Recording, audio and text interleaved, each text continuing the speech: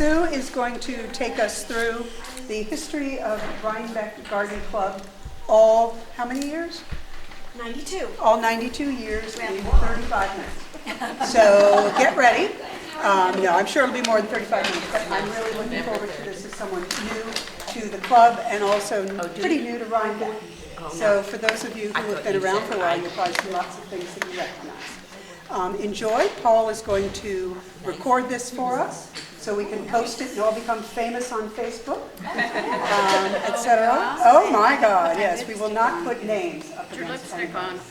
And hopefully some more folks will join us in the next few minutes. But Sue, you're on. Okay, thanks, Catherine. First off, I would just like to ask any of our past presidents who are in the room right now to stand up, and let's give them a round of applause, as well as our present executive council, who has been acting as president. Present executive council, please stand up. Let's give you a round of applause, too, because you have been ably filling in our lack of a president. And without all of you wonderful people, we wouldn't be anywhere. So, let me just welcome you to this. I'd like to give a special thanks also to some of the people who have helped me get some things together, both technically and moral support or information. I'd like to thank Catherine and Terry, Jill, Brenda Claproth, and Paul Niederkorn, and Lorraine Birnbaum. So thanks to all of you. So today we're going to look at some of the 92-year history of the Rhinebeck Garden Club. This logo was used by the Garden Club in the 30s and the 40s.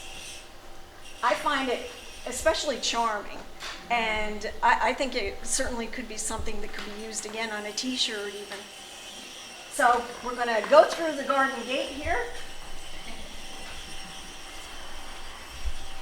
And we're not going. Okay. All right. We have a technical difficulty. There we go. I'm just going to go back here and see what we can do.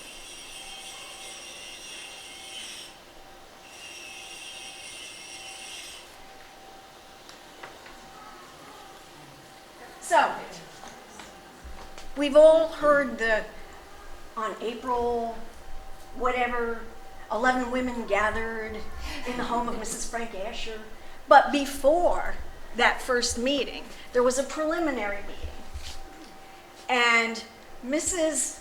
Helen Huntington Astor, and there's a Dinsmore in there too, she was really the spurring force behind it.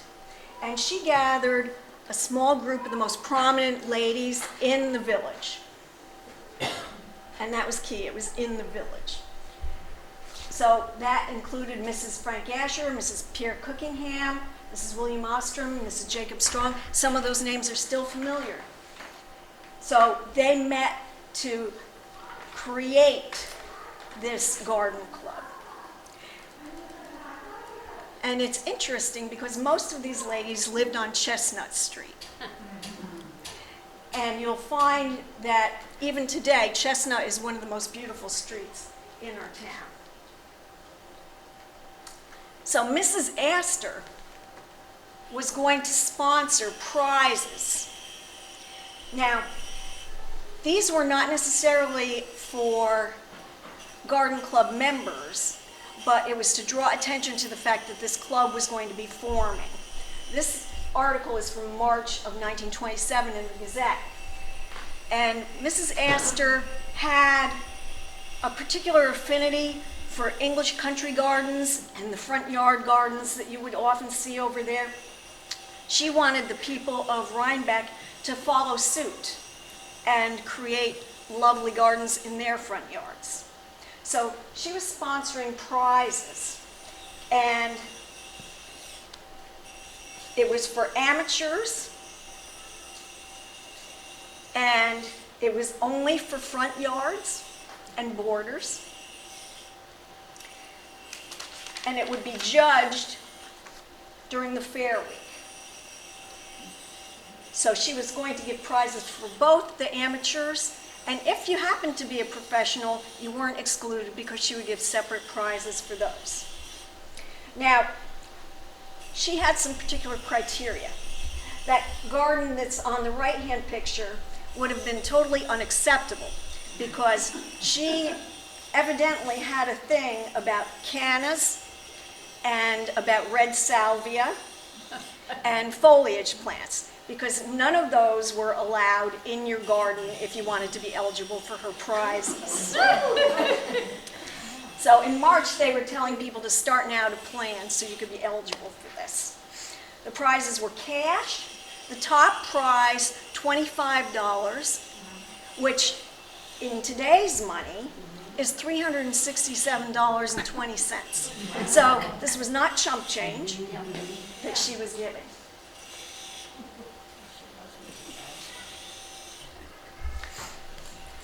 So here's where we come into the story as most of us know it. On April 27th, the first official meeting was held, and this is Mrs. Frank Asher's home. It's 24 Chestnut Street. You may know Effie Eichen had a lovely garden there. That's her home, her former home. And the object was to promote the art of gardening, aid in conserving the natural flora and in the protection of birds, and to cooperate in beautifying public grounds. Very similar to what our mission continues to be today, with a couple of little tweaks. Oops. And here, this is a garden from approximately 1927. This is a garden of a charter garden club member who happened to be my grandmother, May Odell Haskins. This is located at 7 South Street, right next to the cemetery, the Dutch Reformed Church Cemetery. And this yard formerly, according to my father, was mostly vegetable garden, and it extended all the way through the CVS area to East Market Street back in the day. And my grandmother had a love of flowers, so her sons built her these trellises in the arbor. And as the garden evolved, the arbor was covered with fairy dawn tea roses. There was a large bridal wreath spirea hedge that ran across the back to screen the garage. She cultivated a lot of gladioli, Siberian and standard irises, and dianthus were her favorite flowers. She also had a peony walk along the edge of the driveway. And it really was gorgeous. Now, the meetings were initially held in the homes of the members, but then later in the public venues as the club grew.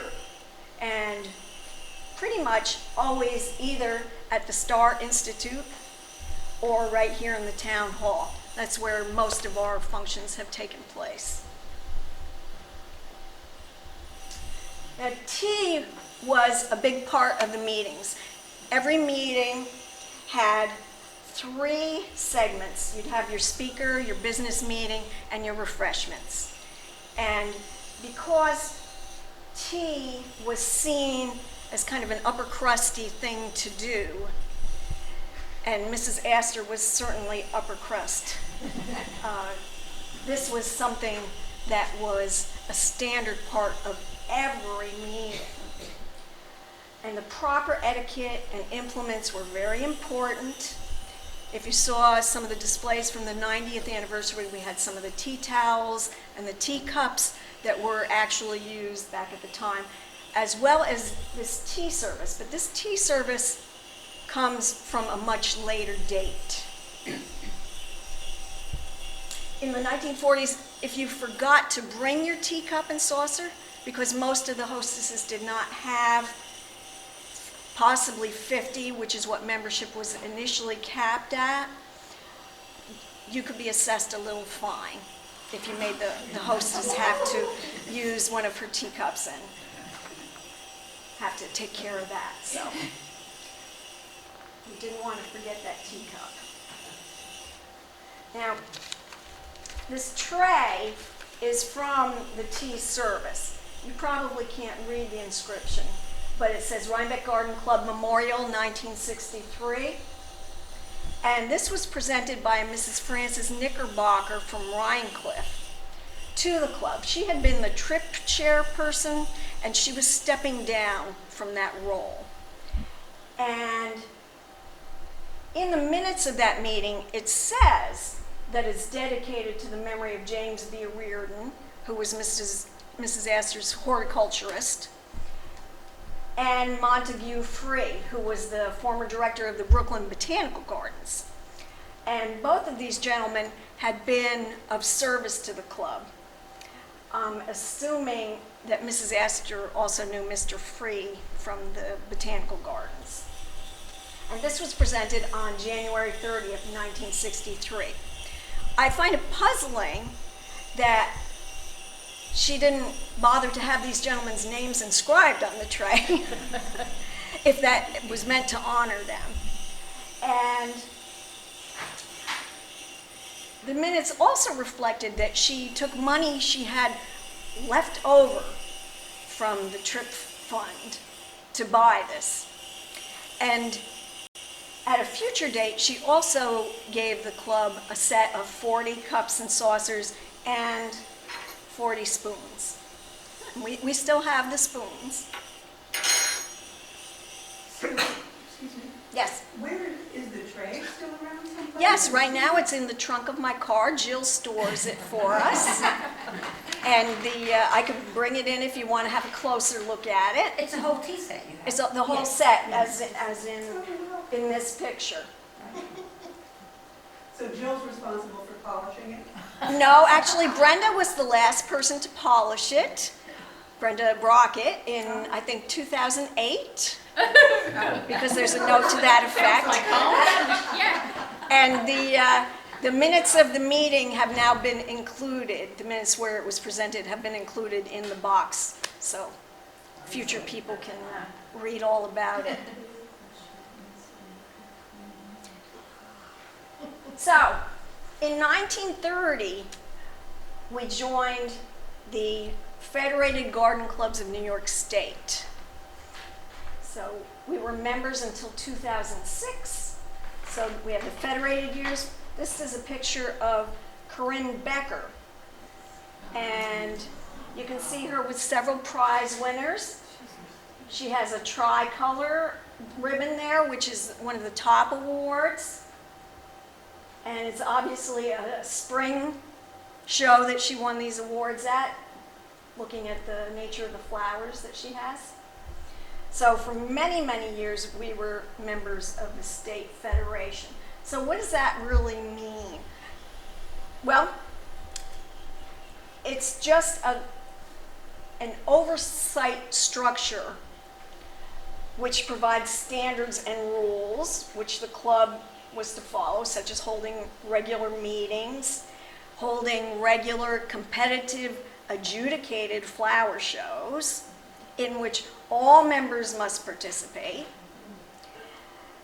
There had to be a junior garden club, and there were many, many requirements to be a member of the federated club. Here we've got a couple of certificates. The one recognizes us for being part of a county flower show, and our county took first place in the state competition, and the other just recognizes our 75 years of being members of the Federated Garden Club. These are a couple of programs. The program covers from a spring show and a holiday show. The spring show was in 1940, and the holiday in 1952. Both of them took place right here in this very room. And they were really rather formal events. You would see themed arrangements. Now, Marion Baldoff, who's a current member, made the arrangement on the left called Sunny Days in 1988. And it looks like she won a third prize for that. And then on the right is a winter arrangement by Nancy Torpy, who lived on Platt Avenue and was also past president of a club. So prescribed themes and judging criteria had to be adhered to so you could accumulate those winning points. This is Alice Ruge, well-known name around town. She was a past president, and you can see her in front of her spring arrangement. I believe this is also from the 1988 show where Marion's daffodil arrangement was from. And you can see she has a backing board and a base board. And that was one of the things, there was a lot of criteria for your displays. You had to have these backing and base boards, and they had to be a certain size, and sometimes they had to be a certain color. So it wasn't just let me make it and here it is. The seasonal themes predominated.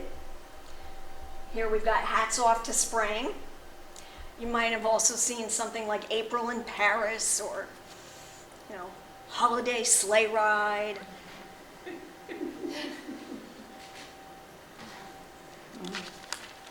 This is from a meeting in the 1980s, right here in the town hall. Not much has changed except for the paint color. And you've got Olive Decker, Mrs. Herb Decker. She lived on Upper Montgomery Street and was a very well-known figure around town. She was not only past president, but a judge.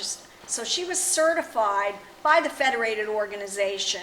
She would go to classes, learn what the criteria were that she would be looking for in judging.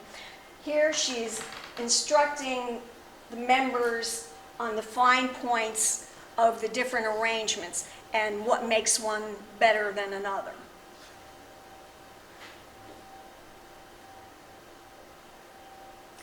And this is just an example of a couple of little pieces of a program.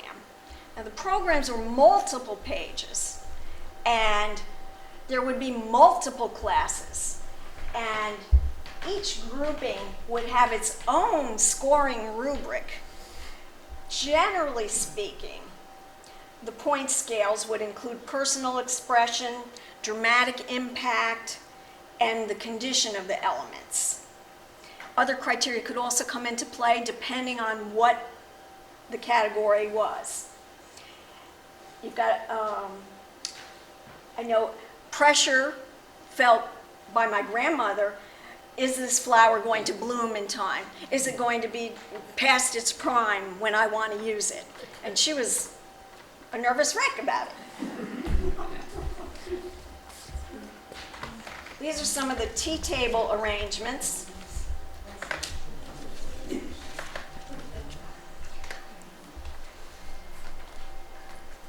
And you can the tea servers then, did they? well, each member would have a card table size area, which they had to work with. They provided their own china that was displayed on it, as well as the arrangement. And again, with my grandmother, I remember she would have card tables set up in her dining room where she would be trying out different arrangements and different groupings of china and linens. So, yes, Carol? I participated in that event, not that year, but Yeah. the Garden Club did have that. Yes. Yeah. And got antique china and set up a little card table, yeah. Yeah, it seems like it could be fun. It's similar to, they have a fair now in horticulture buildings. Yes, the card yes, table, and table. the Federated Garden Clubs still do this sort of Right. thing. Okay, here we have some winners. We've got a first place winner on the right, and then on the left we've got a tricolor winner. And the tricolor is kind of like a best in show type of a ribbon.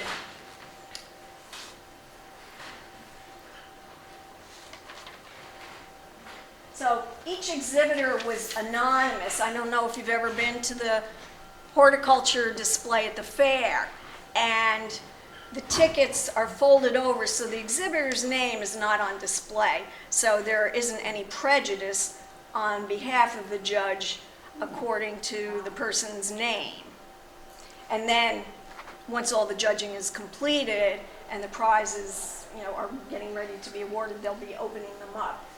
And the judging tickets on the left were printed and distributed by the New York Herald Tribune, which at the time was called America's leading garden newspaper, which I didn't realize there was such a thing. And the ticket on the right reflects that the class name that the entry was in was Ah, Sweet Mystery of Life.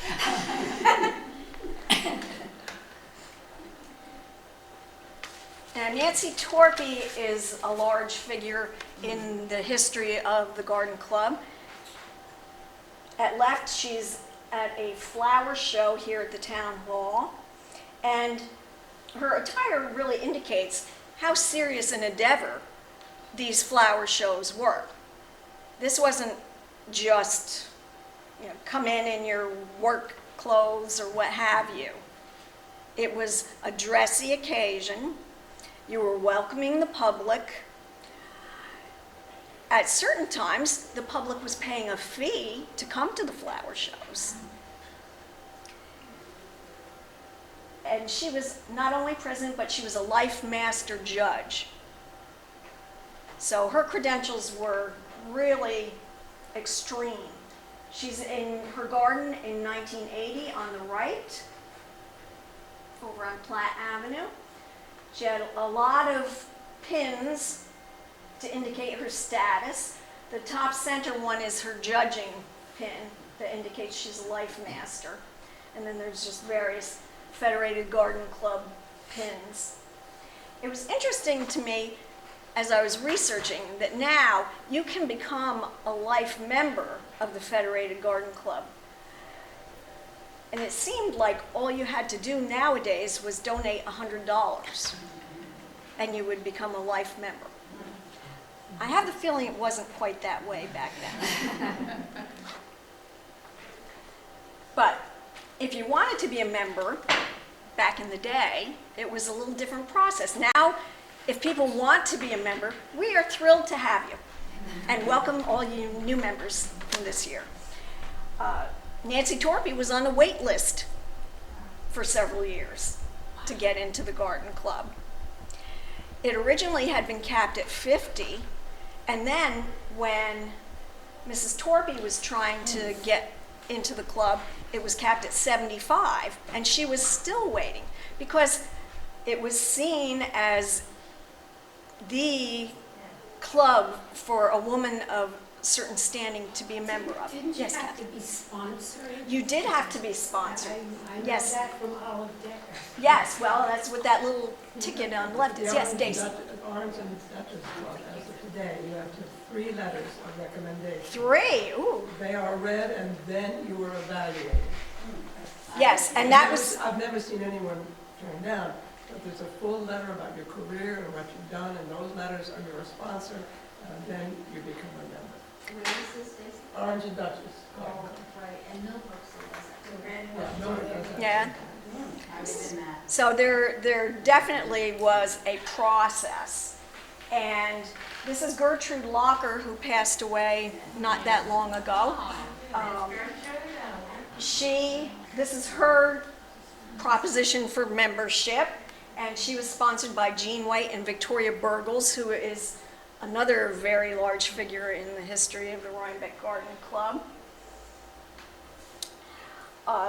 And as Kathy mentioned, you had to be sponsored by 2 people. And in the Constitution and bylaws, it said that had to be done in writing 2 weeks prior to the meeting. And then the membership committee would pass on eligible names to the executive board. But nowhere does it say what makes a person eligible. So I think that that possibly could have acted in a detrimental way to some ladies who might have wanted to join. In the 40s, there were 5 levels of membership.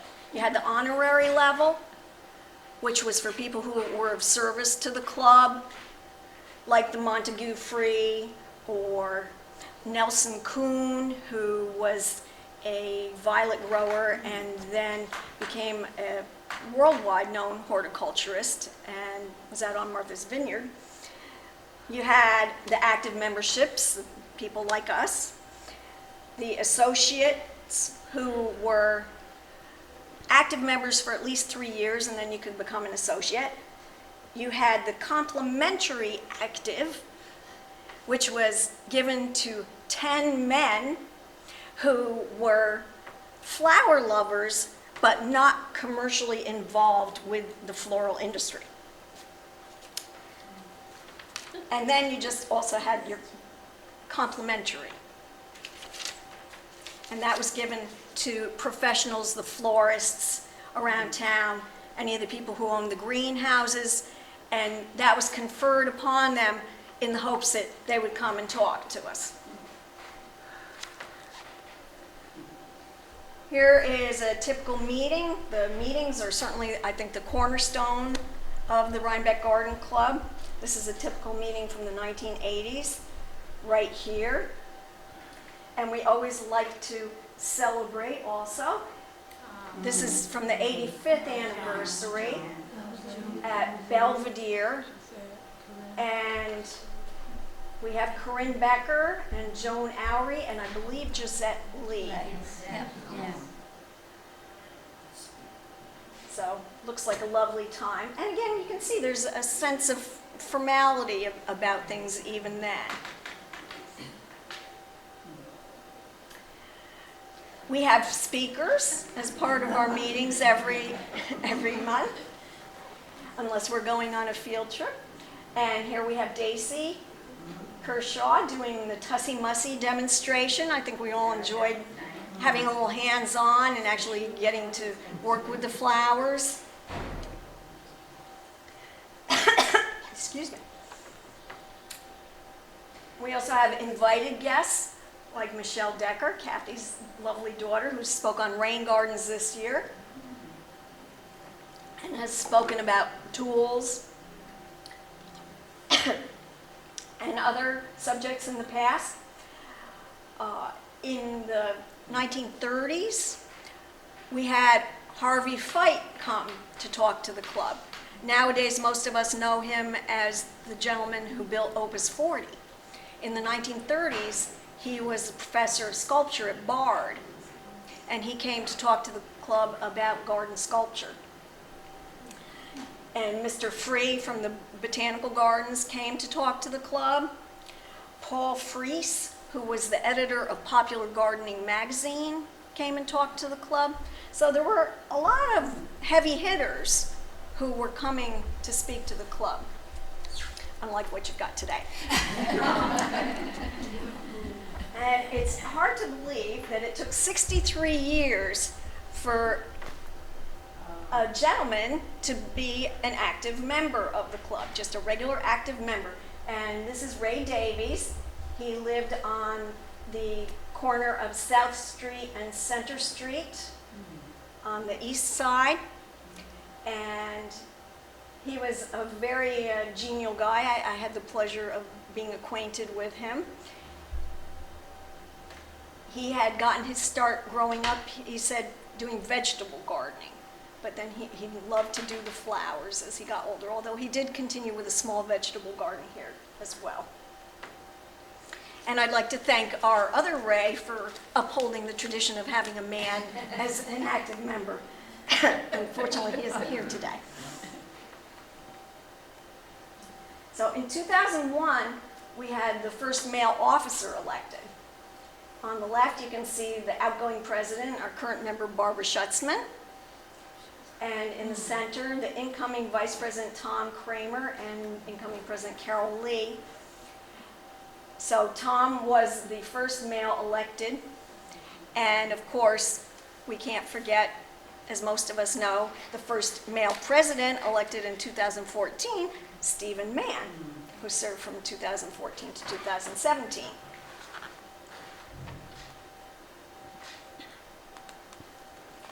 The Junior Garden Club was something that, as I mentioned earlier, the federated organization required you to do.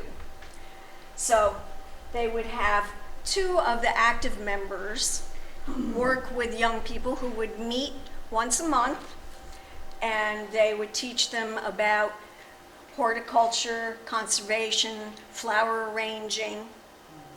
We've got here Donna Callip Stickle.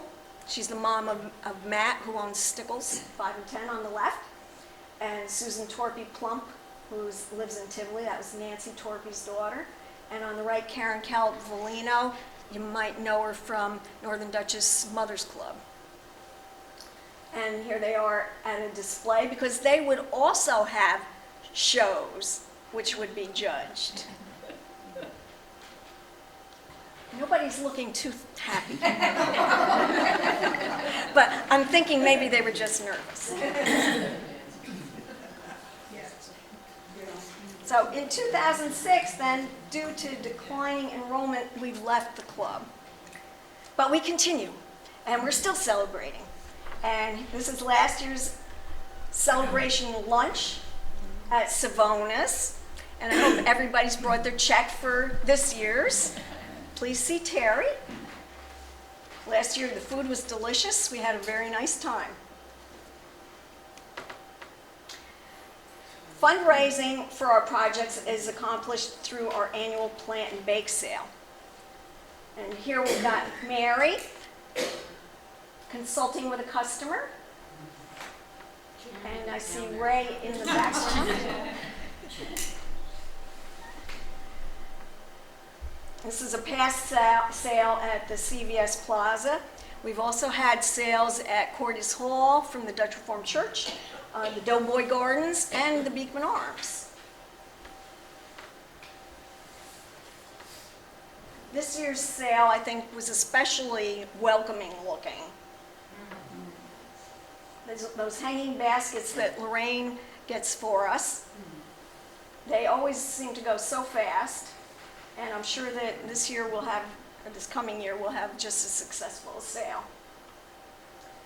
We've got Linda helping to set up here, and Joan Owery at the right, manning the bake sale table, which always generates some additional funds for us. And that's Alice.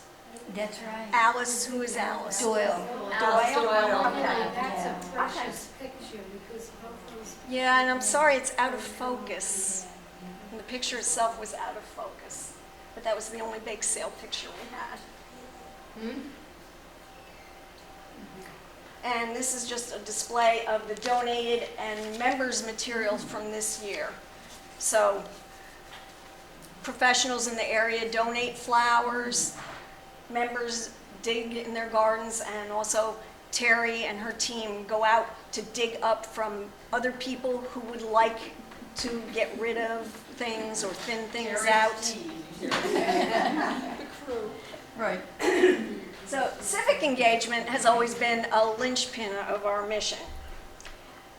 And here we've got a gathering that Wilderstein held to recognize the garden club for the planting of 500 daffodils on the I grounds. did that with Gertrude. She was older than I was, and she dug, and I put the bulb in. Oh, 500 bulbs. well, we know your predilection that you don't care for the digging part. That's true. So we also, in the past, we worked with many community organizations. When the American Legion Park was dedicated in 1950, some of you know it as Veterans Park now, some of you know it as Crystal Lake, some of you know it as Legion Pond. It's had a million names over the years. We selected the trees and the shrubs for planting there. Olive Decker was in charge of that. And we also had a fountain that Mrs. Astor donated, which I notice now the bowl is gone. It was on the flat lawn near Route 9. It was a large platter and bowl type of a fountain, and Mrs. Hull had donated that as a dog watering fountain because the water would spill over the edges of the bowl into the platter and the dogs could lap it up from there. And the inscription is still there. Somebody decided at one point to turn the bowl into a planter and put a rhododendron in it, which seemed a little unwise. But now the bowl is gone. I don't know what happened to it. The platter is still there, and if you brush away some of the debris, you can still see part of the inscription. The Garden Club also planted and maintained for a certain amount of time a wildflower garden there.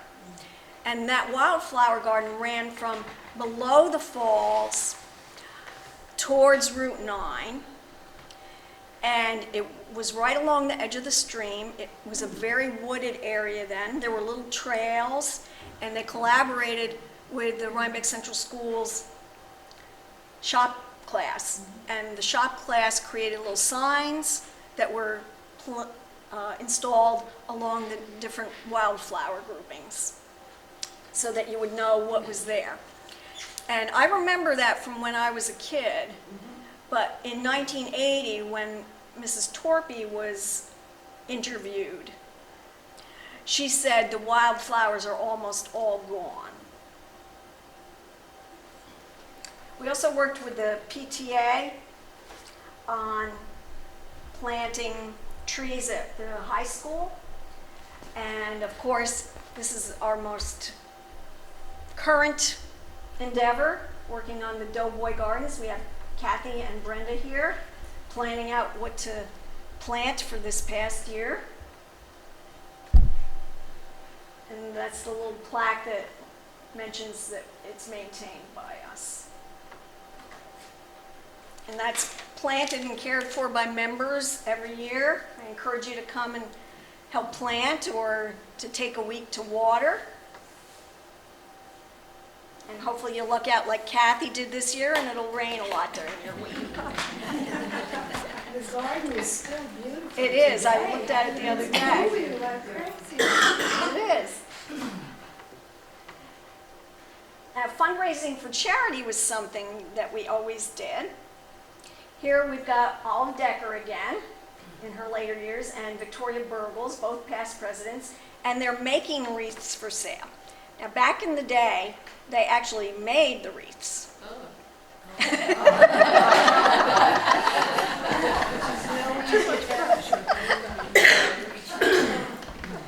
But their decorations are nowhere near as beautiful as what we do now. And they would raise funds for charities such as the Red Cross, or they would do it for the hospital.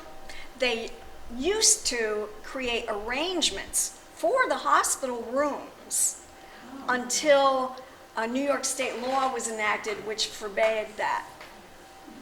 You couldn't have the evergreens in the patient rooms. So,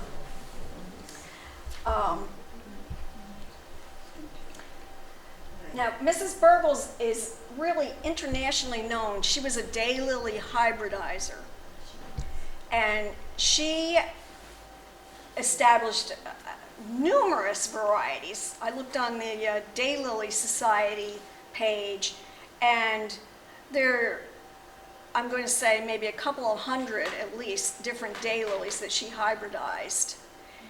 And one was for the Rhinebeck Tricentennial, and unfortunately it didn't bloom until 3 days after. So there's that worrying factor. Here we have Ani, who's going to be with us next month, so don't miss that meeting. She's going to teach us how to create the bows. And that'll be at the harvest lunch, so come up with a good idea of what you might like to bring for the harvest lunch. It's a potluck What a salesman. featuring fall produce of whatever type you like. And bring a recipe too, please. So our wreaths that we've been creating at the Star Library always sell out.